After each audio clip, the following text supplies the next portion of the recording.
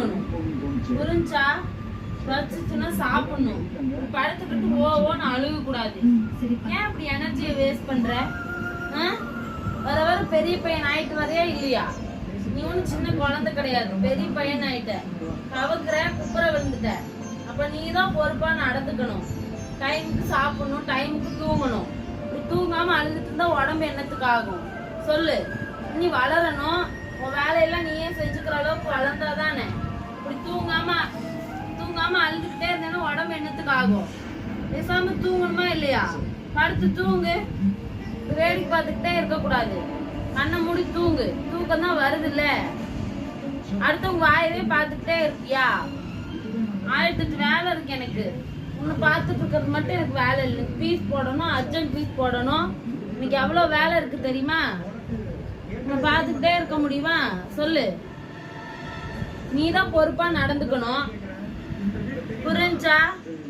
கண்ணை மூடி தூங்கு. பேசாம பார்த்துக்கிட்டே இருக்காம பேசாம தூங்கு. அழுக கூடாது.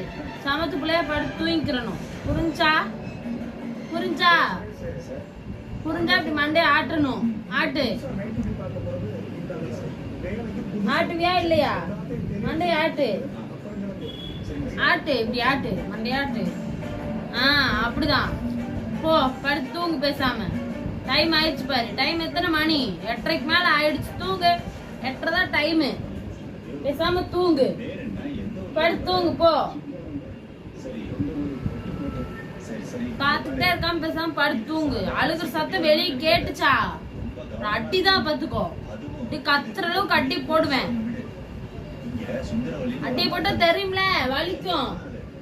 குச்சி எடுத்து வச்சிருக்கேன் அங்க. உனக்குதான் வளர்ந்து ரொம்ப சேட்டை பண்ணினா அட்டிதான். படுத்து தூங்கு. தூங்கு பார்க்கலாம். படு. ரொம்ப கோவக்காரமா அசால்ட்டா இருந்துடாது சரியா?